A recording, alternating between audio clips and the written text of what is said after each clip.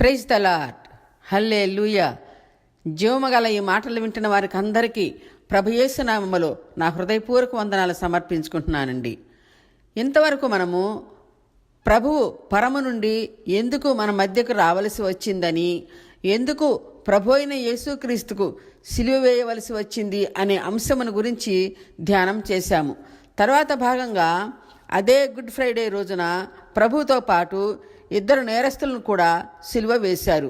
ఇప్పుడు మనం ఈ 3 సిలువలపై వేలాడుచున్న ఆ 3 వ్యక్తుల గురించి మనం శ్రద్ధగా ధ్యానం చేద్దామండి. సిలువపై యేసయ్య కార్చిన రక్తము ద్వారా సమస్త మానవ కోటికి విమోచన కలిగించి, ప్రభువు రక్తము మానవులకు పరమ తండ్రికి వారధిగా ఏర్పడి అర్హులైన వారందరూ తండ్రి చెంతకు చేరారు కనుక సిలువ వేయబడిన ఆ రోజును మంచి శుక్రవారంగా, శుభ శుక్రవారంగా పిలువబడింది. అయితే అదే రోజున ప్రభువుకు కుడి ఎడమల 2 దొంగలను కూడా రోమావారు యేసుతో పాటు వారిని కూడా సిలువ వేశారు. వీరిని గురించి మనం ఈరోజు ప్రత్యేకంగా ధ్యానం చేద్దామండి. అసలు ఈ దొంగలు ఎవరు? వారి పేర్లేంటి? వీరు ఎక్కడి వారు? ఈ సిలువ శిక్ష ఎప్పటి నుండి అమలులోకి వచ్చింది? ఇలాంటి శిక్షను రోమా చక్రవర్తులు ఎవరి దగ్గర చూసి నేర్చుకున్నారు?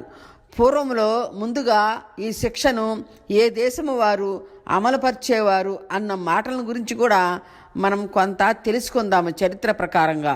ప్రభు అయిన యేసుక్రీస్తు తనకు తాను నేను దేవుని కుమారుడని, తండ్రి నన్ను ప్రతిష్ఠించి పరమ నుండి ఈ లోకమునకు పంపించాడని, తండ్రి నేను ఏకమై ఉన్నామని యేసయ్య చెప్పినందుకు యూదా మత పెద్దలందరూ కలిసి ఆయనపై మచ్చరపడి, ఈ మనిషి నా దేవుడని, నా తండ్రి అని దేవదూషణ చేస్తున్నాడు కనుక మరణశిక్షకు పాత్రుడు అని యూదా మత పెద్దలందరూ తీర్మానం చేశారు. ఎలాగైనా మనము ఆ వ్యక్తిని పట్టి బంధించి శిక్షించాలని నిశ్చయించుకొని ప్రభు శిష్యుడైన ఇస్కరియోతు ద్వారా యేసు ఉండే స్థలమని తెలుసుకొని ప్రభువును బంధించి రోమా ప్రభుత్వానికి యేసును సిలువేయమని అప్పగించారు. ఆ రోజులలో యెరూషలేమును రోమా చక్రవర్తుల అధీనంలో ఉంది కనుక వారే ప్రజలపై పరిపాలన కొనసాగిస్తూ ఉన్నారు. యూదులు వారికి అప్పగించిన యేసునందు ఏ దోషమో లేకపోయినా ఆనాటి రోమా గవర్నర్ అయిన పొంతి పిలాతు అనే అధికారి యేసుని పరీక్షించటానికి కొన్ని ప్రశ్నలు వేసినప్పుడు ఆయనలో ఏ తప్పిదము, ఏ లోపము పిలాతుకు కనిపించలేదు. అవే మాటలు యూదా పెద్దలకు పొంతి పిలాతు చెప్పినప్పుడు ఆ వ్యక్తి శిక్షార్హుడే, ఎందుకంటే దేవుడిని నా తండ్రి అని చెప్పాడు కనుక ఆయన మరణమునకు పాత్రుడు కనుక మీరు శిక్షను అమలు చేయండి అని యూదావారు ఏకకంఠముతో పిలాతుపై ఒత్తిడి తెచ్చారు. అయితే పిలాతుకు యేసును విడుదల చేసే అధికారము ఉంది, కానీ యూదా ప్రజలందరితో నేను మంచివాడను అని అనిపించుకోవాలని యేసును కొట్టడానికి అప్పగించాడు. అసలు అక్కడ యేసుని కొట్టాలని చట్టంలో ఏమీ లేదు.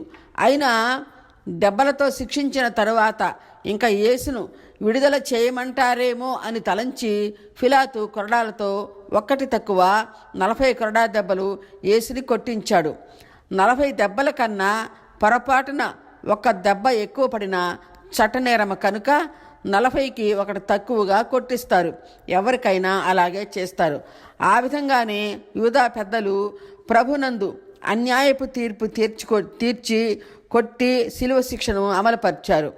అదే రోజు రోమా ప్రభుత్వం వారు ఇంకా 2 నేరస్తులను కూడా శిక్ష అమలు చేసి ఉన్నందున వారిద్దరి మధ్యన యేసును సిలువ వేయదలిచారు. యేసయ్యకు కుడి ఎడమన వేసిన దొంగల పేర్లు పరిశుద్ధ గ్రంథంలో వ్రాయబడి ఉండలేదు, కానీ చరిత్రలో వాళ్ళ గురించి కొంత వివరణ వ్రాయబడి ఉంది. ప్రభువుకు కుడివైపున సిలువ వేసిన దొంగ పేరు డిస్మాస్ అని, ఎడమ వైపున వేసిన దొంగ పేరు గస్టాస్ అని పిలిచారు. కుడివైపున ఉన్న దొంగకు కొంత ఓర్పు, నేర్పు, నెమ్మది కలిగిన మంచి దొంగ. ఎడమ వైపున ఉన్న దొంగ అయిన గస్టాస్కు నెమ్మది, ఓర్పు, నేర్పు లేని చెడ్డ దొంగ. దొంగలకు కూడా మంచి చెడ్డలు తెలుస్తాయా అని అనుకుంటే తప్పకుండా తెలుస్తాయండి. వారి పరిస్థితులను బట్టి దొంగతనాలు చేసినా వారు కూడా మానవ సమాజంలో బ్రతికిన మనుషులే కాబట్టి వారికి మంచి చెడ్డలు తప్పక తెలుసు. డిస్మస్ అనే కుడివైపు దొంగ, ఎడమవైపు ఉన్న గస్టాస్ అనే దొంగ, ఇద్దరు దొంగలు కూడా యూదా దేశమునకు చెందినవారు కనుక అప్పటి రోమా ప్రభుత్వం వారు చేసిన నేరాలకు కాను యేసుతో పాటు వారికి కూడా శిక్ష అమలు చేశారు. అసలు ఈ శిలువ శిక్ష అంటే ఏమిటి, ఎక్కడ నుండి వచ్చింది అనేది కూడా కొంచెం సంభాషించుకుందామండి. అసలు ఈ శిలువ శిక్ష అనే సాంప్రదాయం గురించి యూదులకు తెలియదు, రోమా చక్రవర్తులకు కూడా తెలియదు. మరి వీరు ఎవరి దగ్గర ఈ శిక్షను తెలుసుకున్నారు అంటే, శిలువ శిక్ష అనే సాంప్రదాయము అప్పట్లో యూదులకు రోమా అధికారులకు తెలియదు. అయినా రోమా అధికారులు ఎవరి దగ్గర నేర్చుకున్నారంటే, పూర్వంలో పర్షియా దేశము వారు ఒక సమయములో దాదాపుగా అప్పటి దేశానంతటిని పరిపాలించారు. వారి దేశములో కఠినమైన దోపిడీలు, దొంగతనాలు చేసేవారికి, నేరాలు చేసిన వారికి పర్షియన్లు ఈ శిలువ శిక్షను అమలుపరిచేవారు. ఈ శిక్షను గురించి చరిత్ర ప్రకారంగా బైబిల్ పండితులు చెప్తున్న మాటలు ఏమిటంటే, పర్షియన్లకు వారి దేశమన్నా, వారు నివసించే భూమి అన్నా ఎంతో ప్రేమ. ఆ భూమిని ఎంతో పవిత్రంగా చూసుకుంటారు.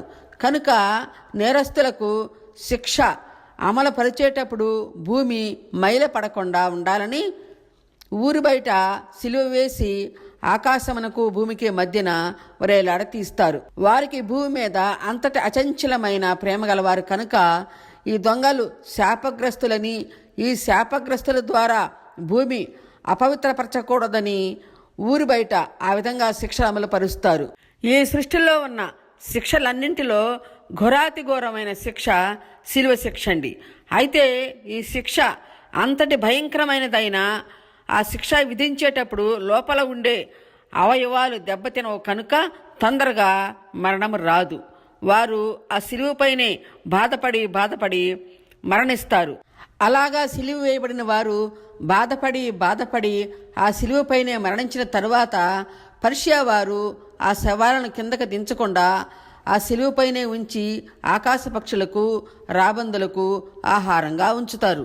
అలాగా ఆ సిలువపై మరణించిన వారిని ఆకాశ పక్షులకు, రాబందులకు ఆహారంగా ఉంచుతారు. కానీ ఆ శవాలను మాత్రం వారు క్రిందకు దించరు.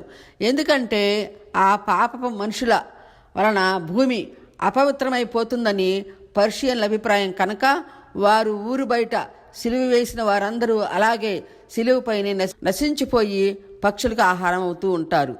ఈ పర్షియన్ల దగ్గర నుండి ఘోరమైన ఈ సిలువ శిక్షను రోమా చక్రవర్తులు తెలుసుకొని యేసును ఆ ఇద్దరు నేరస్తులతో పాటు ఊరు బయట ఉన్న గొల్గొతా కొండపై సిలువ వేశారు. వారు సిలువ వేయబడిన రోజు శుక్రవారం కనుక ఆ రోజును శుభ శుక్రవారం అని పిలిచారు. అలాగా సిలువపై ఆ ముగ్గురు కూడా ఆకాశమునకు భూమికి మధ్యన సిలువపై 6 గంటల సేపు వేలాడారు. యెషయా ప్రవక్త గారు ప్రభునందు ప్రవచించిన రీతిగా యేసు ప్రభువు ఆ సిలువపై వేలాడుతూ 3 గంటలకు తనకు తాను తన ప్రాణమును పరమ తండ్రికి అప్పగించుకున్నాడు. రోమా వారు పర్షియన్ల మాదిరిగా కాకుండా సిలువపై ఉన్నవారు ఆ రోజు సాయంత్రానికి మరణించకపోతే కాళ్ళు విరగగొట్టి మరణించేటట్లు చేస్తారు. కనుక రోమా అధికారులు పర్షియన్లు అనే ఇరాన్ దేశం వారిలాగా కాకుండా సిలువ శిక్ష విధించిన రోజున ఆ రోజు సాయంత్రానికి సిలువపై వారు మరణించకపోతే బ్రతికి ఉన్న వారి కాళ్ళు విరగగొడతారు. వారికి ఎముకలు విరిగినందున వెంటనే మరణిస్తారు. అప్పుడు వారికి సంబంధమైన వారు ఎవరైనా వస్తే ఆ శవాలను అప్పగిస్తారు. ప్రవక్తల ప్రవచించిన లేఖనాల ప్రకారం ప్రభు తనకు తానుగా తన ప్రాణమును తండ్రికి అప్పగించుకున్నాడు కనుక మరణించిన వెంటనే ప్రభువు శవము కొరకు వచ్చిన అరిమత యేసోపుకు ప్రభు యొక్క మృతదేహమును అప్పగించటం వాక్యములో మనం చూస్తాం. ఈ ఇద్దరు నేరస్తుల శవాలను కూడా వారి బంధువులు వచ్చి తీసుకెళ్లారో లేదో మనకు వాక్యములో తెలియదు, చరిత్రలో కూడా వ్రాయబడి ఉండలేదండి. ప్రభువును ఆ ఇద్దరు దొంగల మధ్య సిలువ వేసిన తరువాత ఆ దొంగలకు ప్రభువుకు మధ్యన జరిగిన సంభాషణ కూడా మనము తెలుసుకుందామండి. ప్రభువుకు కుడి ఎడమ వైపున ఉన్న నేరస్తులలో కుడి ప్రక్కన ఉన్న దొంగ అయిన కొంత మంచివాడు. అతను నేరస్తుడైన కొంత బుద్ధి జ్ఞానం కలిగిన వాడుగా ఉన్నాడు. ఎలాగంటే ప్రభువు అంత వేదనలో కూడా సిలువపై ఉండి మానవుల పట్ల కనికరముతో ప్రభువు పలికిన మాటలను ఆలకించినప్పుడు ఆయన హృదయంలో పశ్చాత్తాపము కలిగింది. ప్రభువు తనను బాధిస్తున్న వారిని కూడా క్షమించిందే కాకుండా వారి కొరకు, తండ్రి వీరేమి చేయుచున్నారో వారికి తెలియదు కనుక వారిని క్షమించు తండ్రి అని ప్రార్థించుట ఆ కుడివైపు ఉన్న దొంగ విన్నప్పుడు అతని గుండె బద్దలయ్యి నీరయ్యింది. అయితే ఈ మాటలన్నీ ఎడం వైపున ఉన్న దొంగ కూడా విన్నాడు.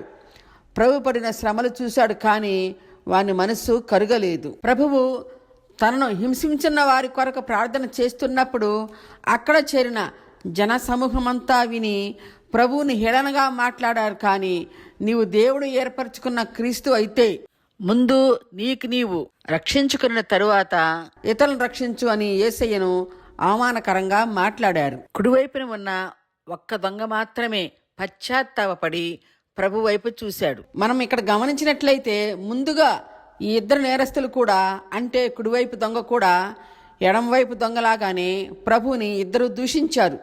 మత్తయి సువార్త 27వ అధ్యాయం 37 నుండి 44 వరకు మనం ధ్యానిస్తే అక్కడ చేరిన వారు ప్రభును దూషిస్తూ ఎలా అవమానకరంగా మాట్లాడారో మనం చూడగలుగుతాము.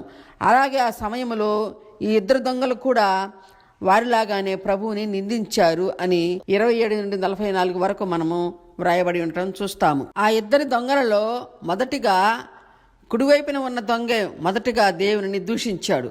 ప్రభువుని మొదటగా దూషించిన కుడివైపు దొంగ ఆ తర్వాత కొంతసేపటికే ప్రభు యొక్క క్షమాగుణాన్ని, ప్రేమల హృదయమును చూసి తన హృదయములో స్పందించాడు. ఏమనంటే, మాకైతే ఈ శిక్ష న్యాయమే, కానీ ఈయనలో ఏ లోపముందని ఈ ప్రేమామయునికి ఇంత శిక్ష వేస్తున్నారని హృదయ స్పందన కలిగిన వాడై ఆ విధంగా ఆలోచించాడు. అంతలో ప్రభువుని అవమానకరంగా మాట్లాడుచున్న ఆ ఎడమవైపు దొంగతో, ఓయి నీవు దేవునికి భయపడవా? మనం నేరస్తులము, దొంగలము కనుక ఈ శిక్ష మనకు న్యాయమే, కానీ ఈయన యందు ఏ నేరము లేకుండానే ఇంత శిక్ష వేశారు. నీవు దేవునికి భయపడి ఆయన యందు నీ తప్పు సరిదిద్దుకో అని ఎడమవైపున ఉన్న దొంగను కుడివైపున ఉన్న దొంగ గద్దించాడు. ఈ మాటలు లూకాసు వార్త 23వ అధ్యాయం 36 నుండి 41 వరకు మనం చూస్తామండి. ఆ మంచి దొంగ మాట్లాడిన మాటలను అక్కడ ఉన్న వారందరూ విన్నారు, కానీ ఎవరూ పట్టించుకోలేదు. అయితే కుడివైపు దొంగ అయిన డిస్మాసు ఆయన మాత్రం ప్రభువైపు చూసి ఈయన ఈ శిక్షను అనుభవించడానికి ఈయన ఏ తప్పిదము చేయలేదని బాధపడిన వాడై ప్రభువును చూసి, యేసు నీవు నీ రాజ్యములోనికి వచ్చినప్పుడు నన్ను జ్ఞాపకం చేసుకోమని మనవి చేసుకున్నాడు.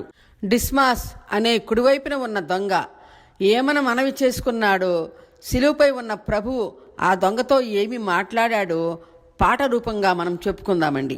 యేసు నీ రాజ్యములో భువికే తెంచిన రోజు, ఈ పాపిని క్షమించి జ్ఞాపకముతో బ్రోవుమని ఇలా వేడి తిని విలపించుచును ఈడేరెను నా మనవి.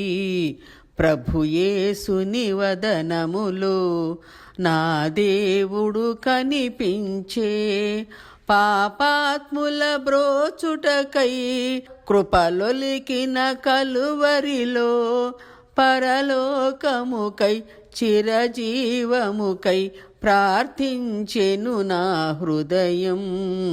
ప్రభుయేసుని వదనములో నా దేవుడు కనిపించే. అలాగా కుడివైపు దొంగ పశ్చాత్తాపముతో ప్రభువును వేడుకున్నప్పుడు ప్రభువు ఆ శిలువపై అంతటి శ్రమలలో, మరణ వేదనలో ఉన్న ప్రేమామయుడైన మన యేసయ్య ఆ దొంగ వైపు చూసి స్పందించాడండి. ఆ దొంగకి ఈ విధంగా వాగ్దానం ఇచ్చాడు.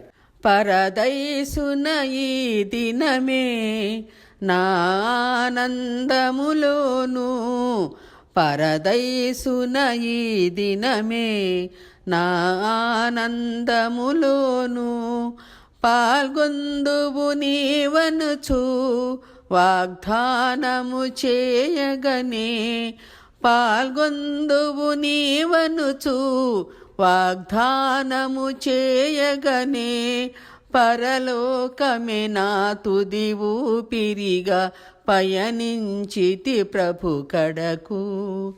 పరలోకమే నా తుది ఊపిరిగా పయనించితి ప్రభు కడకు. ప్రభు యేసుని వదనములో నా దేవుడు కనిపించే. పాపాత్ముల బ్రోచుటకై కృపలొలికిన కలువరిలో పరలోకముకై చిరజీవముకై ప్రార్థించెను నా హృదయం. ప్రభు యేసుని వదనములో నా దేవుడు కనిపించే. ఇక్కడ మనం గమనించినట్లయితే ఎప్పుడైతే డిస్మాస్ అనే కుడివైపున ఉన్న దొంగ పశ్చాత్తాపంతో పరిశుద్ధత కలిగి ప్రభు వైపు చూశాడో ప్రభు మోములో దేవుని చూశాడండి. అలాగే దావీదు దేవుని కీర్తిస్తూ, ప్రభువా తన పాపములకు పరిహారమునందినవాడు, తన అతిక్రమములకు ప్రాయశ్చిత్తమునందినవాడు ధన్యుడు అని దేవుని కీర్తించి దావీదు తన పాపము చేసిన విషయములో దేవుని కీర్తించి ప్రార్థించి దావీదు ధన్యుడయ్యాడండి. అలాగే ఇక్కడ ఈ కుడివైపున ఉన్న దొంగ డిస్మస్ కూడా ప్రభువు మొహములో దేవుణ్ణి చూసి ధన్యుడయ్యి పరలోక భాగ్యం పొందుకున్నాడు. కుడివైపున ఉన్న దొంగ, యేసు నీవు నీ రాజ్యములోనికి వచ్చినప్పుడు నన్ను జ్ఞాపకం చేసుకోమని మనవి చేసుకున్నాడు. ఆ దొంగ మాటలు విన్న యేసు ప్రభువు అంతటి శ్రమలోనూ వెంటనే స్పందించాడు. ఆ దొంగతో మాట్లాడుతూ, నీవు నాతో కూడా పరదేశంలో ఉంటావు అని నీతో నిశ్చయముగా చెప్పుచున్నాను అన్నాడు. ప్రభువు నిశ్చయముగా అంటే ఇంకా మాటకు తిరుగులేదు అని అర్థమండి. ప్రభువుకు ఆ కుడివైపున ఉన్న దొంగకు జరిగిన ఆ మాటలన్నీ అక్కడ ఉన్నవారందరూ విన్నారు. ఎడంవైపు దొంగ కూడా గెస్టాస్ విన్నాడు. కానీ వారంతా చలించలేదు. కానీ డిస్మాస్ అనే కుడివైపు దొంగ మాత్రమే ప్రభువుని నమ్మాడు. మనం గమనించినట్లయితే వాక్యములో ఉన్న రీతిగా వచ్చిన వారు అనేకులైన అందులో ఏర్పరచబడిన వారు కొందరే అన్న విధంగా ఆ సమయంలో అక్కడ ఉన్న జనులందరిలో ఒక్క కుడి ప్రక్కన ఉన్న దొంగ మాత్రమే పరలోక రాజ్యమునకు వారసుడు అయ్యాడు. అప్పటికి ప్రభువు మరణించే సమయానికి కొంచెం ముందు అడిగి వాగ్దానం పొందుకున్నాడండి. ఎడమ దొంగ కూడా అడుగుతాడేమోనని యేసయ్య సిలువపై ఉండి నిరీక్షించాడు. కానీ గెస్టాస్ అడగలేదు. ఆయనే సిలువపై వేలాడుతుంటే ఇంకా నన్నేం రక్షిస్తాడు అన్న ఆలోచనలోనే ఉండిపోయాడు. కానీ అడగలేదు. అయితే ఈ లోకమానవులు ప్రభువునందు పొరపాట్లు చేసిన ఈ కుడివైపు దొంగలాగా హృదయ పరివర్తన చెంది పశ్చాత్తాపముతో, ప్రభువా నన్ను క్షమించు, నీ ఉండే రాజ్యములో నన్ను చేర్చుకో తండ్రి అని ఆత్మతో సత్యముతో మనం ప్రార్థిస్తే తప్పక క్షమించి మనకు పరలోక రాజ్యంలో చోటిస్తాడని తెలుసుకుంటాము. ప్రభు సిలువలో పలికిన మాటలు వినటానికి యేసు శిష్యులలో ఒక్క యోహాను తప్ప ఇంకక్కడ ఎవరూ లేరండి. ఎందుకంటే లేఖనాలు చెప్పిన ప్రకారం వారందరూ పారిపోయారు. సిలువపై బాధపడే ప్రభువును చూసి అక్కడ చేరిన వారు ఎవరూ స్పందించలేదు, పశ్చాత్తాపడలేదు. కానీ ఒక్క కుడివైపున ఉన్న దొంగ మాత్రమే ఈయన నిరపరాధి, ఈ శిక్ష ఆయనకు తగదు అని పశ్చాత్తాపంతో బాధపడి యేసు దేవుడని తెలుసుకొని ఆయనే అందే మోక్ష భాగ్యం, రక్షణ భాగ్యం ఉందని తెలుసుకొని ప్రభువు ప్రాణం పోయే ముందు యేసు నీ రాజ్యములో నన్ను జ్ఞాపకం చేసుకోమని అభ్యర్థించాడు. ఆ అభ్యర్థనను దేవుడు మన్నించాడు. ప్రభు చెప్పిన విధంగా తాను మరణించి మృతుడై పాతి పెట్టబడిన 3వ రోజున లేచి మొదట పరమ తండ్రి చెంతకు చేరి పరదేశికి వెళ్ళాడు. అక్కడ ఆదాము నుండి అప్పటి వరకు మరణించిన నీతిపరుల ఆత్మలకు సువార్త బోధించి వారికి రక్షణ భాగ్యం కలిగించి పాతాళ లోకములో ఉన్న ఆ పరదైసు అనే చెరను ఉన్నది ఉన్నట్లుగా పాతాళము నుండి పరదైసు అనే స్థలాన్ని ప్రభువు తీసుకుని వెళ్ళి పరమందు ఉన్న 3వ ఆకాశములో ఉంచాడు. ఆ పరదైసుకు ప్రభుతో పాటు డిస్మాస్ అనే కుడివైపు దొంగ కూడా ఖచ్చితంగా వెళ్ళి ఉంటాడండి. ఎందుకంటే ప్రభు వాగ్దానం ఇచ్చి నెరవేర్చేవాడు కాబట్టి తప్పకుండా ఆయనతో పాటు నాతో కూడా నీవు ఉంటావు అన్నాడు. కాబట్టి ఆయనతో పాటు పరదైసుకి వెళ్ళి మన పితరులందరినీ కూడా ఈ కుడివైపు ఉన్న దొంగ డిస్మాస్ అందరినీ చూసే బాధ్యతను కలుగు చేసుకున్నాడు ప్రభువునందు. ప్రభువు పునరుత్థానుడై పాతాళమునకు వెళ్ళి పరదైసు అనే చెరను మూడవ ఆకాశమందు ఉంచాడు అన్న మాటలను ఎఫెసీ పత్రిక 4వ అధ్యాయం 8 నుండి 11 వరకు పౌలు గారు పరిశుద్ధాత్మ ద్వారా వ్రాసి ఉంచాడు. ప్రభు బోధిస్తున్న కాలంలో నా చెంతకు వచ్చిన వారిని నేను ఎన్నడూ త్రోసివేయను అన్న విధంగా డిస్మాస్ అనే తన కుడివైపు దొంగను, వీడు దొంగ నన్ను దూషించాడు అని ప్రభు త్రోసివేయలేదు, కానీ తనతో పాటు పరదైసునకు తీసుకుని వెళ్ళాడు. రెండవ దొంగ అయిన గెస్టాసు ప్రభువును అడగటానికి అహం అడ్డమొచ్చింది కనుక సాతాను ఉండే పాతాళలోకం చేరాడు. కుడివైపు దొంగ యేసయ్యని దీనంగా విరిగి నలిగిన మనసుతో వేడుకున్నాడు కనుక ప్రభువుతో పరదైసు చేరాడు. అందుకని ఈ దొంగను గురించి చరిత్రలో కూడా మంచి దొంగ అని, ఓర్పు కలిగిన దొంగ అని, జ్ఞానవంతుడైన దొంగ అని వ్రాయబడి ఉంది. దేవుని యందు భయభక్తులు కలిగి ఉండటమే జ్ఞానంకు మూలమని అన్న విధంగా ఈ డిస్మాసు ప్రభు యందు భయభక్తులు ఉంచి ఆ జ్ఞానముతో ప్రభు దేవుని కుమారుడని, ఈయనందే రక్షకుడని, విమోచన అని తెలుసుకున్నాడు. డిస్మాస్ అనే కుడివైపు దొంగ ప్రభునందు గల విశ్వాసమును బట్టి ఆ దొంగ మరణానంతరము పరిశుద్ధ బైబిల్ పండితులు డిస్మాస్ని సెయింట్ డిస్మాస్ అని అభివర్ణించారు. ఆ విధంగానే చరిత్రలో కూడా వ్రాయబడి ఈనాటికి ఆ దొంగను గురించి ధ్యానం చేస్తూ ఉన్నారు. కానీ మొదటి దొంగ మాత్రము తనకు కలిగిన అహంభావంతో ప్రభువుని నిర్లక్ష్యం చేసి పాతాళమనే నిత్య నరకాగ్నిలో పడవేయబడి చరిత్రహీనుడిగా వ్రాయబడ్డాడు. ప్రభువు కనురెప్పపాటులో అందరి స్థితిగతులను మార్చే దేవుడండి. లేనిది ఉన్నట్లు, ఉన్నది లేనట్లుగా చేసే పరమతండ్రి. ఆ పరమతండ్రి జీవము గల మాటలు విన్న మనమంతా ఎంతటి పాపులమైనా దేవుడు క్షమించి పరదైసులో ఉంచుతాడు అన్న సత్యమును ఎవరూ నిర్లక్ష్యము చేయకూడదు. మన జీవిత ఆఖరి దశలో ప్రాణం పోయే ముందైనా ప్రభువా నన్ను క్షమించి కనికరించి నీతో పాటు నన్ను నీ రాజ్యములో ఉండనీయండి తండ్రి అని ఆత్మతో సత్యముతో ప్రార్థిస్తే ప్రభువు నీ పశ్చాత్తాప ప్రార్థన విని వెంటనే పరమ నుండి దిగివచ్చి నిన్ను ఆదరించి నీ ఆత్మను నా ఆత్మను దేవదూతల ద్వారా పరలోకమునకు చేర్చుతాడు. అందుకే దైవ సేవకులు అంటారు, ఇదే అనుకూల సమయము, నేడే రక్షణ దినము అని. ఆ మాట అన్నట్లుగానే ఆ దొంగ ప్రభువు మరణించే కొద్ది ముందు అడిగాడు కనుక పరలోకం చేరాడు. ఏ మాత్రం తడవ చేసినా నరకానికి వెళ్ళి ఉండేవాడు. కానీ ప్రభువుకు ఆ దొంగ అంతరార్థం తెలుసు కనుక కనుమూయకుండా కొంతసేపు ఉన్నాడేమో అని నాకు అనిపిస్తుందండి. ఎందుకంటే దేవుడు మానవులు ఆఖరి శ్వాస విడిచే వరకు మన చెయ్యి పట్టుకొని ఉంటాడు. మరణానికి ముందైనా నాతో మాట్లాడతారేమో అని ఆత్మరూపములో మన దగ్గరే మనతోనే ఉంటాడండి. ఎందుకంటే పరమాత్మని కుమారుడైన యేసుక్రీస్తు ఏ ఆత్మ నశించిపోకుండా ప్రతివాని ఆత్మ రక్షింపబడాలనే కదా యేసు శిలువపై అంతటి శ్రమలు అనుభవించాడు. అందుకనే ప్రతివాని ఆత్మ వారి మరణానంతరము నా చెంతక చేరాలి అని మరణము వరకు నన్ను వెతుకుతారేమోనని దేవుడు కొండంత ఆశతో మన చేయి పట్టుకుని ఉంటాడండి. కానీ బుద్ధిహీనుల చూపులు బూదిగంతాలలో ఉంటాయి అని వాక్యములో ఉన్నట్లుగా పాపిష్టి మానవులైన మనమంతా మన కోసం ప్రాణం పెట్టిన ఆ పరిశుద్ధిని వెతకని వారముగా పనికి వాళ్ళ మారం అయిపోయాము. జీవముగల ఈ సత్యవాక్యములు వింటున్న వారిలో ఎవరైనా ప్రభువునందు ఇప్పటి వరకు రక్షింపబడకపోతే ఇదే అనుకూల సమయము, నేడే రక్షణ దినమని జ్ఞాపకం చేసుకోండి. ప్రభువుని ప్రేమించి విశ్వాసముంచి ఎవరెవరు పాపములకు వారు ప్రాయశ్చిత్తపడి ఆ మహాదేవుడు ఇచ్చిన ఈ ఉచిత కృపను ఎవరూ పోగొట్టుకోవద్దని చేతులు జోడించి మనం చేసుకుంటున్నానండి.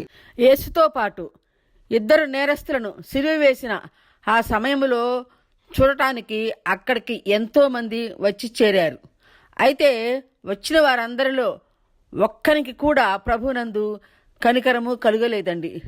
దొంగతనం చేసి పట్టుబడిన డిస్మాస్ అనే నేరస్తుడు మాత్రం ప్రభువును చూసి ఆయన ప్రేమగల మాటలకు తన పాపపు జీవితాన్ని బట్టి ప్రభువునందు పశ్చాత్తాపడి ఆయన ముఖములో దేవుడిని చూసి ఈయన నిజముగా దైవ కుమారుడు, ఈయనకు ఒక రాజ్యం ఉంది అని తలంచి, యేసు నన్ను క్షమించి నీ రాజ్యములో నన్ను జ్ఞాపకం చేసుకో తండ్రి అని విరిగి నలిగిన మనసుతో ప్రభువుని దీనంగా అడిగి ప్రభువు కృపకు పాత్రుడై వాగ్దానం పొందుకున్నాడు. యేసు ప్రభువు శిలువపై నుండి మొదటి దొంగ తనను ఎంత దూషించి మాట్లాడినా యేసు అతని వైపు అసలు చూడలేదు, కానీ దీనంగా వేడుకున్న కుడివైపు దొంగను మాత్రం చూశాడు, వాగ్దానం ఇచ్చాడు. ఇంతవరకు మనం వినిన ఈ జీవవాక్యములను బట్టి ఈ లోకరీత్యా జీవిస్తున్న మానవులమైన మనము కూడా ఎంతటి పాపిష్టి పనులు చేసినా, చెడ్డగా జీవించిన ప్రభువా నన్ను క్షమించు దేవా, తండ్రి ఈ నా పాపపు జీవితాన్ని క్షమించి బందిపోటు దొంగను క్షమించిన రీతిగా నన్ను కూడా నీ రాజ్యమునకు చేర్చుకో తండ్రి అని ఎవరైతే విరిగి నలిగిన మనస్సుతో పశ్చాత్తాప హృదయంతో ప్రార్థిస్తారో ప్రభు వారిని తప్పక గుర్తించి వారి మనవి ఆలకించి నిత్య జీవమునకు నడిపిస్తాడండి. మనం ప్రభువుకు ప్రార్థిస్తూ ఆయనతో జీవిస్తూ సాతాను శోధనలో పడి ఈ లోకాసులకు లోబడి ప్రభువుకు దూరంగా తొలగిపోయిన, ప్రభువు సన్నిధి నుండి తొలగిపోయి ఆయన ప్రేమకు దూరమైన ప్రభువు ప్రేమకు మనం దూరం కామండి. ఆయన మానవులపై చూపించే ప్రేమ వర్ణించలేనిది, ఆ ప్రేమ సరిహద్దు లేనిది కనుక మనం ఎంతటి పాపిష్టులమైనా మనం ప్రేమిస్తూనే ఉంటాడు. అట్టి ప్రేమామయాన్ని బట్టి ఒక పాటను మనము ఘనపరుచుకుందామండి ఆయన ప్రేమను బట్టి. మరువలేదయ్యా నీ ప్రేమ విడువలేదయ్యా, మరువలేదయ్యా నీ ప్రేమ విడువలేదయ్యా, మరువలేదయ్యా విడువలేదయ్యా. ఎన్నో మారులు నే జారిపోయినా, ఎన్నో మారులు నే తొలగిపోయినా, ఎన్నో మారులు నే జారిపోయినా, ఎన్నో మారులు నే తొలగిపోయినా, ఎన్నడైనా నన్ను విడనాడక, ఎన్నడైనా నన్ను విడనాడక వెంబడించిన ప్రేమ, కృపలో నిలిపిన ప్రేమ, వెంబడించిన ప్రేమ, కృపలో నిలిపిన ప్రేమ మరువలేదయ్యా. నిందకు నా గుండె బ్రద్దలు కాగా, వేదనతో నేనే కృంగిపోగా, నిందకు నా గుండె బ్రద్దలు కాగా, వేదనతో నేనే కృంగిపోగా, చేయి చాచి నా వెన్ను తట్టి, చేయి చాచి నా వెన్ను తట్టి నిలువబెట్టిన ప్రేమ, నీలో దాచిన ప్రేమ, నిలువబెట్టిన ప్రేమ, నీలో దాచిన ప్రేమ మరువలేదయ్యా. చేసినదేమీ లేకున్నను, చేతులు సాపి పడి ఉన్నను, చేసినదేమీ లేకున్నను, చేతులు సాపి పడి ఉన్నను, సాచిన చేతులతో నన్ను చేరదీసి, నీ సాచిన చేతులతో నన్ను చేరదీసి చక్కదిద్దిన ప్రేమ, సాక్షిగా నిలిపిన ప్రేమ, చక్కదిద్దిన ప్రేమ, నన్ను సాక్షిగా నిలిపిన ప్రేమ మరువలేదయ్యా. నీ ప్రేమ నన్ను విడువలేదయ్యా, మరువలేదయ్యా. నీ ప్రేమ విడువలేదయ్యా, నీ ప్రేమ విడువలేదయ్యా. అవును ప్రభువా, మేమంతా మిమ్మల్ని ఎంత నిందించినా హింసించినా నీ ప్రేమ మాపై మారలేదు నాయన. ప్రేమామయుడైన యేసయ్యా, నీ కుడి ప్రక్కన ఉన్న బందిపోటు దొంగను క్షమించి నీ సాక్షిగా నిలిపినట్లుగా వింటున్న మమ్మల్ని అందరినీ కూడా క్షమించి ఈ లోకయాత్రను ముగించే వరకు మిమ్మల్ని ఘనపరుస్తూ మీ సాక్షులుగా జీవించే బాధ్యత ధన్యత మాకందరికి అనుగ్రహించమని షాలేము రాజైన యేసుక్రీస్తు వారి నామములో అడుగుతున్నాము మా పరమ తండ్రి. ఆమేన్. ఇంకా చివరిగా మరి ఒక్క మాట చెప్పుకుందామండి. ప్రభువుకు కుడి ప్రక్కన సిలువ వేసిన డిస్మాస్ అనే ఈ బందిపోటు దొంగకు ధర్మశాస్త్రము తెలియదు, దేవుడంటే ఎవరో అసలు తెలియదు. అంతకుముందు ఎప్పుడు ప్రభువు బోధించిన మాటలు ఆయన వినలేదు, యేసు ప్రభువును కూడా చూడలేదు, బాప్తిసం పొందుకోలేదు. కానీ సిలువపై నీతిమంతుడైన యేసుక్రీస్తు పలికిన మాటలు వినినప్పుడు విరిగి నలిగిన మనసుతో ప్రభునందు ఆకర్షితుడై యేసు ముఖములో దేవుడిని చూసిన వాడై ఈ నీతిమంతుడు దేవుడని, ఈయన దేవుని కుమారుడని, ఈయనకు ఒక రాజ్యము ఉంది అని తెలుసుకొని, ప్రభువా నీ రాజ్యంలో నన్ను జ్ఞాపకం చేసుకోమని మనవి చేసుకున్నాడు. అయితే ఆ దొంగ నీటిలో బాప్తిసం పొందుకోలేకపోయినా ఆ దొంగకున్న విశ్వాసమే ఆయనకు బాప్తిసంగా పరిగణించబడిందండి. ఎలాగంటే పూర్వంలో కూడా ఇస్సాకు, యాకోబు, అతని కుమారులు, అప్పటిలో ఉన్న కొంతమంది ప్రజలు వారికి కలిగి ఉన్న విశ్వాసమును బట్టి వారికి అది బాప్తిసంగా ఎలా ఎంచబడిందో, అలాగే సిలువపై ఎడంవైపు ఉన్న ఈ బందిపోటు దొంగ యేసునందు తనకున్న ఆత్మవిశ్వాసమే అతనికి బాప్తిసంగా ఎంచబడింది అని మనం తెలుసుకుంటామండి. అయినా కూడా ఈ దొంగ సిలువపై ఉన్నాడు కనుక మనలాగా నీటిలో బాప్తిసం పొందుకోవటం అనేది వీలుపడదు. కనుక ఆ దొంగకు యేసునందు ఉన్న విశ్వాసం అనే నమ్మకమే అతనికి బాప్తిసంగా ఎంచబడి ప్రభుతో పాటు పరదేశికి వెళ్ళాడు.